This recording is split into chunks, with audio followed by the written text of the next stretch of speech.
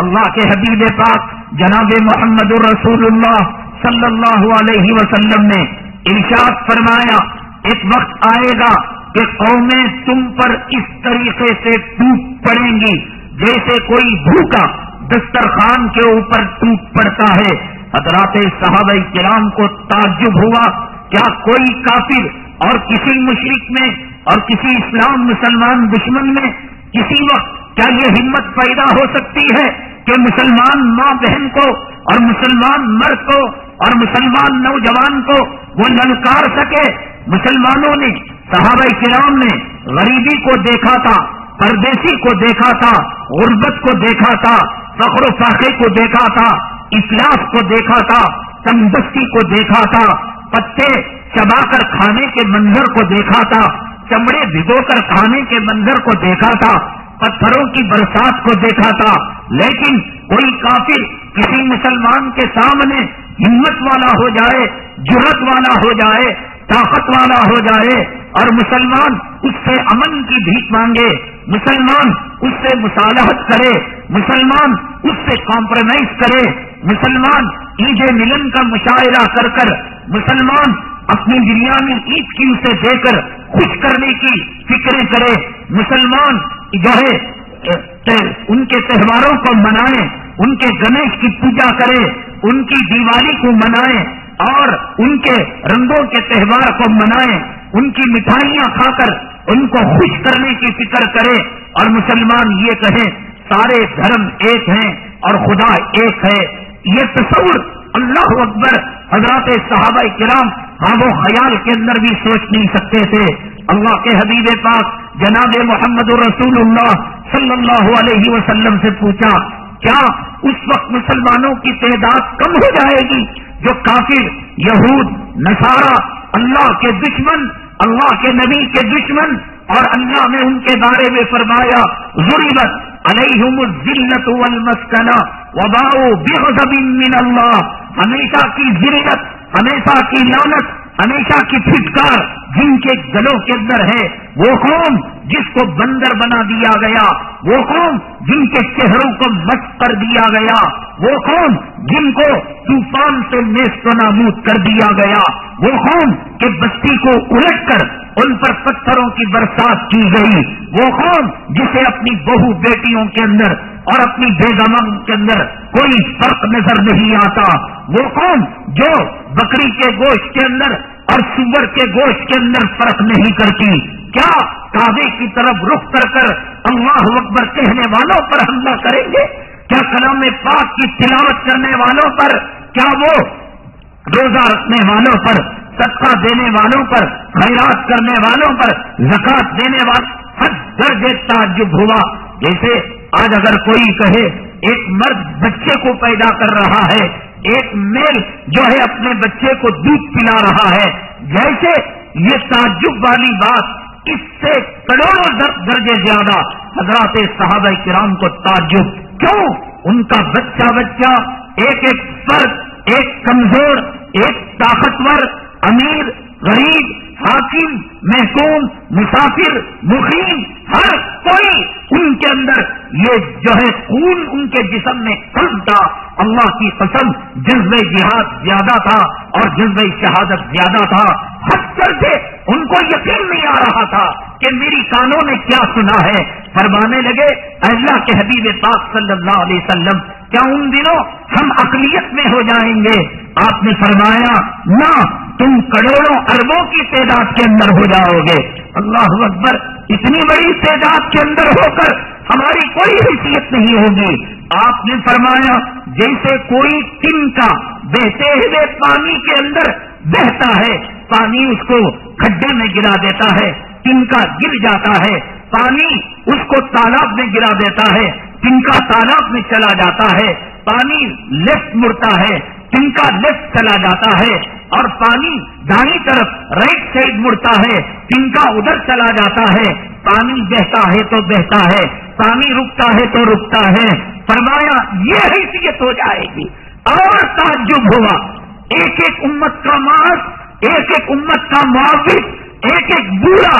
اور جذبہ جہاد سے سرشار حضرت سیدنا ابو ایوب انصاری رضی اللہ تعالیٰ عنہ، تو آپ نے شہادت سے پہلے وصیت کی کہ میری موت کے بعد لے چلنا میری لاش کو اونٹ پر رکھ کر، سواری پر رکھ کر، اور جہاں سواری رکے، قافلہ رکے، وہاں میری مزار بنانا۔ پوچھا گیا ابو ایوب، اللہ کے نبی صلی اللہ علیہ وسلم نے موتا کو تجہیز و تکفین کے اندر اور اسے دفن کرنے کے اندر جلدی دفن کرنے کا حکم دیا ہے نہ، شہید کی بات اور ہے۔ اب جب میں شہید ہو جاؤں گا اور مجھے لے چلیں گے قیامت کے دن، میں فخر کر سکوں گا، اے میرے اللہ، جب زندہ تھا یہ قدم چلنے کے لائق تھے، جہاد کے راستے میں چل رہا تھا، اور شہید ہو گیا تو میری لاش بھی تیرے راستے کے اندر چل رہی تھی۔ یہ جذبات سے سرشار یہ صحابہ کرام، یہ سکھ، یہ ہار اور مسلمانوں کی یہ کیفیت، یہ کیسے برداشت کر سکتے تھے؟ فرمایا اللہ کے حبیب پاک صلی اللہ علیہ وسلم، آخر وجہ کیا ہے؟ آپ نے فرمایا وہن کی بیماری پیدا ہو جائے گی۔ تو صحابہ کرام یہ بیماری کبھی نہیں سن چکے تھے، بخار شاید انہوں نے سنا تھا، خے اور دست، ٹائیفائڈ، ملیریا، وہ زمانے میں جو بیماری تھی اس کو انہوں نے سن رکھا تھا، یہ وہن کی بیماری کیا ہے انہوں نے نہیں سنا تھا۔ حضرات صحابہ کرام نے پوچھا مل وہن یا رسول اللہ صلی اللہ علیہ وسلم، اے اللہ کے حبیب پاک صلی اللہ علیہ وسلم، یہ وہن کیا بیماری ہے؟ آپ نے فرمایا حب الدنیا وکراہیت الموت، مال کے پیچھے پڑنا، دولت کے پیچھے پڑنا، دنیا کے پیچھے پڑنا، موت سے بھاگنا، آخرت سے بھاگنا، قبر سے بھاگنا، ان کی فکریں نہ کرنا۔ جب یہ بیماری میری امت کے اندر پیدا ہو جائے گی، ایک وہ یہودی کتا جس کے چہرے کو اللہ تعالیٰ نے، جن کی نسلوں کے چہرے کو اللہ نے بندروں کے چہروں کے اندر بدل دیا تھا، جن کو زمین کے اندر دفن کر دیا تھا، اور جن کو آسمان سے جو ہے گولے برسا کر، پتھر برسا کر جن پر عذاب نازل کیا تھا، میری امت پر یہ حاوی ہو جائیں گے۔ آج ہمارے اندر کیا یہ بیماری نہیں ہے؟ مال کی محبت، دولت کی محبت، دنیا کی محبت، جائیداد کی محبت، بیوی کی محبت، اولاد کی محبت، جینا ہمارا قرآن نے کہا تھا ان صلاتی و نسکی و محیایا و مماتی للہ رب العالمین، میرا جینا، میرا مرنا اسلام کی سربلندی کے لیے، قرآن کی سربلندی کے لیے، اعلاء کلمت اللہ کے لیے۔ لیکن آج ہمارا جینا جورو کے لیے، ہمارا مرنا اولاد کے لیے، ہمارا جینا ہمیں خوشی ہوتی ہے، پیسہ زیادہ آتا ہے، ہمیں غم ہوتا ہے جب پیسہ کم ہو جاتا ہے۔ سلام، وعلیکم السلام، خیریت؟ کیا خیریت پوچھتے ہو؟ 3 دن سے بیپار نہیں ہے، اللہ کے بندے 3 دن سے تو نے اللہ کی ہوا میں سانس نہیں لی، 3 دن کے اندر اللہ کی زمین کے اندر تو نہیں رہا، 3 دن کے اندر اللہ کے سورج کی کرنوں سے استفادہ نہیں کیا، 3 دنوں کے اندر اللہ کے آسمان کے سائے کے نیچے نہیں تھا، 3 دنوں کے اندر تیرے جسم کے اندر خون کا دوران کون کر رہا تھا، 3 دنوں کے اندر تیری دل کی دھڑکن کو قابو میں کون رکھا ہوا تھا، 3 دنوں کے اندر تیرے دماغ کے اسکرو کو کون قابو میں رکھا ہوا تھا۔ اگر تھوڑا سا وہ اسکرو لوز ہو جاتا، تجھے دنیا والے دیوانہ کتا سمجھ کر تجھے اپنے گھروں سے نہیں نکال دیتے، تو اپنے کپڑوں میں پیشاب نہیں کر لیتا، تو اپنے بسترے پر پاخانہ نہیں کر لیتا، تو کیا ہوا پیشاب پانی سمجھ کر نہیں پی لیتا، تو اپنا کیا ہوا پیخانہ حلوہ سمجھ کر نہیں کھا لیتا۔ ان 3 دنوں کے اندر تو اللہ کی قدرت سے باہر چلا گیا تھا۔ یہ نوٹ کی پوجا نہیں ہے، یہ روپیوں کی پوجا نہیں ہے، یہ دولت کی پوجا نہیں ہے، یہ دنیا کی پوجا نہیں ہے۔ اللہ کے حبیب پاک جناب محمد رسول اللہ صلی اللہ علیہ وسلم نے فرمایا یہ بہن جو دنیا کی محبت اور آخرت کی نفرت اور موت کی نفرت جب مسلمانوں کے اندر پیدا ہو جائے گی، دوسری قومیں ایسے ٹوٹ پڑے گی جیسے بھوکا دسترخوان کے اوپر ٹوٹ پڑتا ہے۔ اللہ کے لیے آپ عالم اسلام کے اندر اور دنیا کے گلوب کو سامنے رکھ کر دیکھیں، مسلمان کہاں امن کے ساتھ ہے، کہاں چین کے ساتھ ہے، کہاں سکون کے ساتھ ہے۔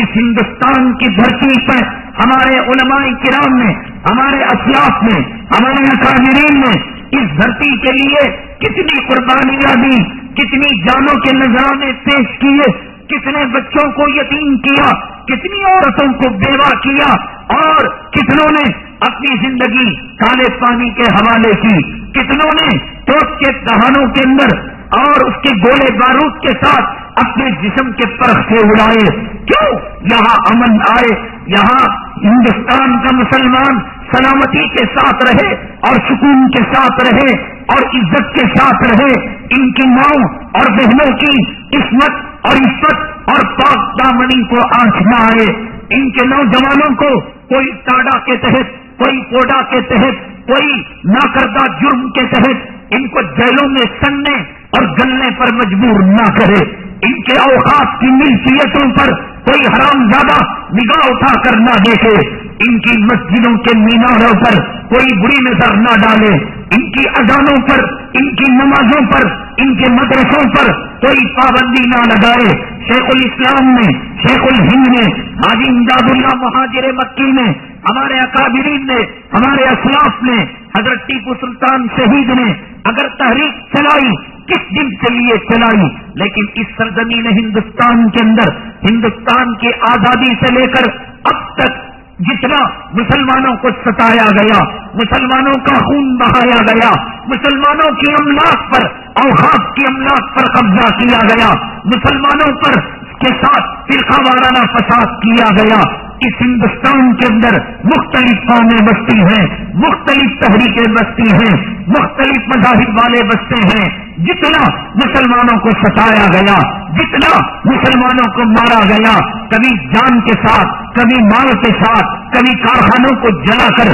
کبھی دکانوں کو جلا کر، کبھی کلام پاک کے نسخوں سے پٹاخے بنا کر، کبھی مسلمانوں کی مسجدوں کے اندر خنزیر کا گوشت ڈال کر، کبھی وندے ماترم کو لازمی قرار دے کر، اور کبھی مسلم پرسنل لا کے اندر مداخلت کرتے ہوئے یکساں سول کوڈ لا کر ایک مسئلہ ختم نہیں ہونے پاتا، ایک زخم سوکھنے نہیں پاتا، دوسرا ایک گہرا زخم دے دیا جاتا ہے۔ کبھی بابری مسجد کا مسئلہ، کبھی گجرات کا مسئلہ۔ 1986 کے اندر ہندوستان کی عدالت عالیہ سپریم کورٹ نے شابانو کیس کے اندر ایک عجیب و غریب فیصلہ مسلم پرسنل لا کے اندر مداخلت کرتے ہوئے یہ فیصلہ دے دیا تھا کہ اگر مسلمان مرد اپنی بیوی کو طلاق دیتا ہے، عدت تک تو خرچہ شریعت کہتی ہے، عدت اگر کوئی اپنی بیوی کو طلاق دیتا ہے 3 مہینے کے دن اور رات اس کو نان نفقہ دے گا اور اس کے اخراجات کو برداشت کرے گا، اور اگر عورت حاملہ ہے اور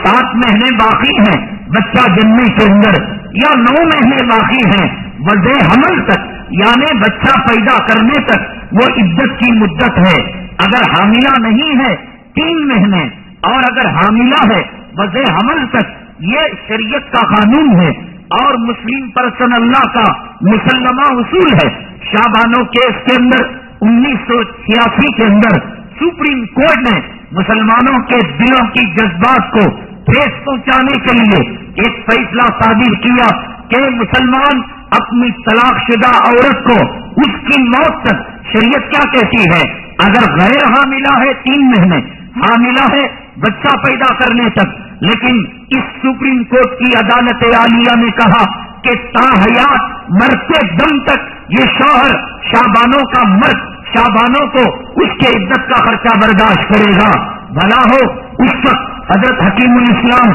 قاری محمد طیب صاحب اللہ تعالیٰ کروڑوں رحمتیں آپ کی قبر مبارک پر نازل کرے، مسلم پرسنل لا کے ذمہ دار تھے۔ انہوں نے کہا، انہوں نے راجیو گاندھی کی حکومت کی حکومت کو چیلنج کیا اور سپریم کورٹ کے فیصلے کو انہوں نے کہا مسلمان مرتا مر جائے گا لیکن شریعت کے اندر مداخلت کو برداشت نہیں کرے گا۔ ہمیں بالکل فراغت کے بعد ابتدائی ایام پہ پورے ہوش و حواس کے ساتھ ہم نے دیکھا، نہ بریلی، نہ تبلیغی، نہ مخلد، نہ غیر مخلد، نہ حنفی، نہ شافعی، مسلم پرسنل لا کے مسئلے کے اندر پورا ہندوستان کا مسلمان ایک پلیٹ فارم پر کلمہ طیبہ کی نسبت سے متحد ہو گیا اور متفق ہو گیا اور نتیجہ یہ ہوا کہ راجیو گاندھی کے زمانے کے اندر اس عدالت عالیہ کے فیصلے کو کل عدم قرار دے دیا گیا، منسوخ قرار دے دیا گیا، اور مسلمانوں کو کہا گیا کہ تمہارے نجی مسائل کے اندر اور تمہارے مذہبی مسائل کے اندر آئندہ حکومت مداخلت نہیں کرے گی اور آئندہ عدالت مداخلت نہیں کرے گی۔ مسلمان مطمئن ہو گیا اور مسلمان خوش ہو گیا۔ پھر اس کے بعد ایک فوجی کی بیوہ، ایک فوجی جب جو ہے گم ہو گیا، اور پھر آپ جانتے ہیں کہ اس نے کسی اور سے نکاح کر لیا اور وہ فوجی دوبارہ آ گیا، حالات پیدا ہوئے اور اس وقت بھی عدالت نے مداخلت کی، اسلام کے خلاف اس نے فتویٰ دیا، علماء کرام اور مسلم پرسنل لا بورڈ نے اس کو جو ہے چیلنج کیا، اور پھر ایسے مسائل کہ کسی نیوی کے اسٹاف کو داڑھی رکھنے کی وجہ سے اس کو نکال دیا گیا، کسی آسام کے کانسٹیبل کو داڑھی رکھنے کی وجہ سے، یہ مسلسل 1947 سے لے کر اب تک یہ حالات مسلسل پیدا ہوتے آ رہے ہیں۔ ابھی حال کے اندر مہاراشٹر اسمبلی کے اندر یہ کیا ہوتا ہے، پہلے ایک اسٹیٹ کے اندر ایک قانون کو مسلمانوں کے خلاف پاس کیا جاتا ہے، اب جیسے ہی یہ قانون مسلمانوں کے خلاف جا رہا ہے، دوسرے اسٹیٹ والے اس کو مثال بنا کر اپنے یہاں اس کو لاگو کرتے ہیں، اپنے یہاں اس کو جاری کرتے ہیں۔ ایک اسٹیٹ کے اندر گائے کے ذبح کو منع کیا گیا، دوسرے اسٹیٹ والے سر اٹھاتے ہیں، تیسرے اسٹیٹ والے سر اٹھاتے ہیں، اور عدالت کے اندر اس اسٹیٹ کی مثال دیتے ہیں۔ مسلمانوں کے مفاد کے اندر اگر کوئی بات آتی ہے کسی اسٹیٹ کے اندر، جیسے آندھرا پردیش کے اندر مسلمانوں نے مکہ مسجد کے سلسلے کے اندر جو احتجاج کیا اور جو انہوں نے محنتیں کی، اس کے نتیجے کے اندر ان ملزموں کو نہ صرف عدالتوں نے بری کیا بلکہ حکومت کے طرف سے معاوضہ دیا گیا۔ اس بری کرنے کو اور معاوضہ دینے کو کرناٹک نمونہ نہیں بنائے گا، تمل ناڈو نمونہ نہیں بنائے گا۔ اگر مسلمانوں کے حق میں کوئی اچھی بات ہوتی ہے، ریزرویشن دیا جاتا ہے اور ان کے حق میں کوئی جو ہے مفید بات کہی جاتی ہے، تب نمونہ نہیں بناتے۔ مہاراشٹر کے اندر ایک بل اسمبلی کے اندر رکھا جانے والا ہے، وہ بل بڑا عجیب و غریب ہے کہ مسلمان اپنی بیوی کو طلاق دے گا تو طلاق دینے کے بعد جتنی مسلمان کی پراپرٹی ہوگی اس کے 2 حصے کیے جائیں گے اور ایک حصہ مطلقہ عورت کو دے دیا جائے گا۔ پہلے 1986 کے اندر مطلقہ عورت کے تعلق سے یہ مداخلت کی تھی کہ اس کو تاحیات نان و نفقہ دیا جائے، مسلمانوں نے قبول نہیں کیا۔ اب ایک نیا شوشہ کہ مسلمان اگر اس کے پاس 1 لاکھ روپے ہیں، 50,000 روپے طلاق شدہ عورت کو اور 50,000 روپے طلاق دینے والے کو، 2 ایکڑ زمین ہے، طلاق والی عورت کو 1 ایکڑ زمین اور طلاق دینے والے شوہر کو 1 ایکڑ زمین، شریعت کے مزاج کے خلاف اور قرآن کی آیتوں کے خلاف یہ بات ہے۔ طلاق کا مطلب ہی یہی ہوتا ہے کہ میاں بیوی کا سمبند ٹوٹ گیا، میاں بیوی کے تعلقات ختم ہو گئے، اب بیوی کا عورت سے کوئی تعلق نہیں اور عورت کا خاوند سے کوئی تعلق نہیں، خاوند اور بیوی کے اندر جو ہے بت پیدا ہو جاتا ہے، تعلقات ختم ہو جاتے ہیں۔ اب مہر جو دینا ہے وہ دیا جاتا ہے، اور تحفے کے طور پر اگر وہ کپڑا دینا چاہے یا کوئی زیور دینا چاہے یا کچھ رقم دینا چاہے تو قرآن نے کہا کہ تم دے سکتے ہو، لیکن یہ نہیں کہا کہ تم اتنی پراپرٹی دو اور اتنی جائیداد دو۔ یہ صرف مسلمانوں کی شریعت کے اندر، مسلمانوں کے اسلام کے اندر، نجی معاملات کے اندر، مذہبی معاملات کے اندر مداخلت کرنے کے لیے یہ شوشے چھوڑے جاتے ہیں، یہ چھیڑ چھاڑ کی جاتی ہے۔ بتائیے اگر خدا نہ کرے مہاراشٹر اسمبلی کے اندر یہ قانون پاس ہو جاتا ہے، پھر دلی کے اندر، پھر اتر پردیش کے اندر، پھر کرناٹک کے اندر اور سارے ہندوستان کے اندر ایک شریعت کا کھلواڑا ہوگا، ایک قرآن کی آیتوں کے ساتھ ایک ٹھٹا کیا جائے گا۔ عورتیں بچھونے کی طرح اور اپنے جسم کے لباسوں کی طرح خاوندوں کو بدلا کریں گی، اس لیے کہ خاوند کو جب بدلیں گی آدھی پراپرٹی اسے آئے گی، اس لیے کھیل مذاق ہو جائے گا، شادی ایک ٹھٹا ہو جائے گی۔ اور شریعت نے عورت کی نافرمانی عورت کی ایذا اور عورت کی تکلیف کی وجہ سے طلاق دی تاکہ اس کی ایذا سے وہ نجات پالے، اس کی تکلیف سے، اس کی گالی گلوچ سے، اس کے زندگی کے عذاب سے وہ نجات پالے۔ لیکن اگر طلاق کے بعد آدھی پراپرٹی دینے کا معاملہ ہوا، خاوند پراپرٹی دینا پڑتا ہے اور پراپرٹی کا حقدار بنانا پڑتا ہے، یہ سوچ کر اس کو طلاق نہیں دے گا بلکہ زمین و آسمان کے درمیان اس کی زندگی کو بھی عذاب بنائے گا اور خود کی زندگی بھی عذاب بن جائے گی۔ اور اگر طلاق نہ دے کر وہ عورت زیادہ ستا رہی ہے اور زیادہ تکلیف دے رہی ہے، طلاق دو، آدھی پراپرٹی، طلاق دو، آدھی دولت نہ دو، یہ زندگی میں عذاب، تو پھر ہندوستان کے اندر عورت کو جلانے کے واقعات، ہندوستان کے اندر عورت پر ظلم اور ستم کے واقعات کا دروازہ کھل جائے گا، اس کو قتل کیا جائے گا اور اس کو زندہ درگور کر دیا جائے گا۔ اس عذاب سے بچنے کے لیے شریعت مطہرہ کا ایک ایک قانون مسلمانوں کے لیے انصاف والا ہے، عدل والا ہے، سلامتی والا ہے، راحت والا ہے۔ اس قانون سے جو قانون ٹکرائے گا وہ پاش پاش ہو جائے گا، قتل کے دروازے کھلیں گے، جرائم کے دروازے کھلیں گے۔ ہندوستان کی سرزمین کے اندر آج جو گھوٹالے ہو رہے ہیں، ہندوستان کی سرزمین کے اندر جو گھپلے ہو رہے ہیں، ہندوستان کی سرزمین کے اندر آج جو مریض دم گھٹ گھٹ کر مر رہا ہے، آج جو مریض ایڑیاں رگڑ رگڑ کر مر رہا ہے، یہ انگریزوں کے دیے ہوئے گندے قانون کی وجہ سے۔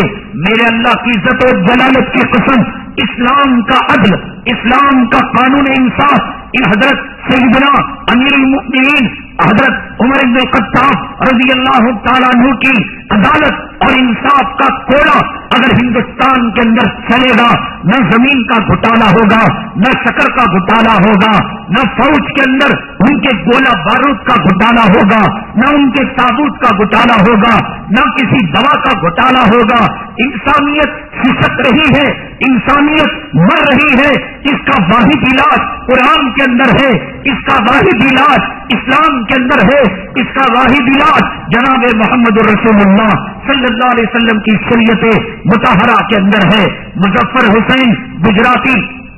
حلیم نام کا آدمی ہندوستان کے اندر جب بادشاہ تھا، اس کے اور ایک عام آدمی کے درمیان گھوڑے کے خریدی کے معاملے کو لے کر ایک تنازع ختم ہو گیا۔ مظفر حلیم گجراتی عدالت کے اندر اچانک اسے عدالت سے سمن جاری ہوا، اے مظفر حلیم گجراتی، تم عدالت کے اندر ملزم اور مجرم کی طرح حاضر ہو جاؤ۔ یہ اپنے کسی گھر کے کام کے اندر مصروف تھا، نہ اس نے باڈی گارڈ لیے، نہ وزیروں کے تم تراک کے ساتھ شاہانہ شان و شوکت کے ساتھ گھوڑے پر بیٹھ کر گیا، بلکہ عام ملزم کی طرح گیا۔ اور وقت کا جو جج تھا، وقت کا جو قاضی تھا، اس نے بھی وقت کے امیر المؤمنین کے اور وقت کے بادشاہ کا کوئی اس کے ساتھ رعایت نہیں کی، عام ملزموں کی طرح اسے کٹہرے کے اندر کھڑا کیا۔ اور یہاں پر ایک دوسرا شہری تھا، اس سے پوچھا گیا کہ تم وقت کے بادشاہ پر کیا مقدمہ دائر کرتے ہو؟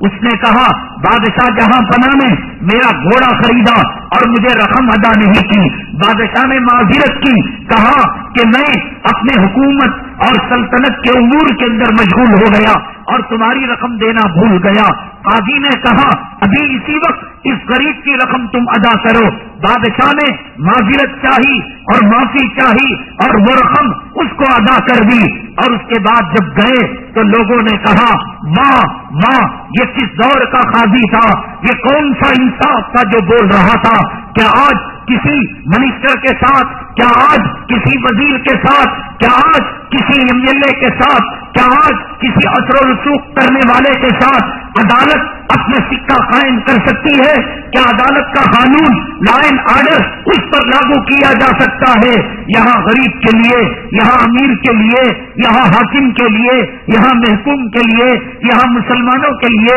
یہاں غیر مسلموں کے لیے عدالت کا کچھ اور پیمانہ ہے۔ بہرحال اس قسم کے حوصلے کبھی مدرسہ بورڈ کہہ کر مسلمانوں کے مدارس پر قبضہ کرنے की कोशिश की जाती है। ये मदरसे हमें दे दो, हम मौलवी पैदा करेंगे, हम हाफिज पैदा करेंगे। अरे ये तो जमानत वालों को जमानत की रकम नहीं देते,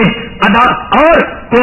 काल कोठरियों के अंदर, जेलों के अंदर सड़ने वालों के लिए लायर फराहम नहीं करते। इनको मदरसे की कभी हमदर्दी आ जाती है, कभी औरतों की हमदर्दी आ जाती है, कभी मुतल्लका तलाकशुदा औरतों की हमदर्दी आ जाती है। अल्लाह की कसम ये कोई हमदर्दी नहीं।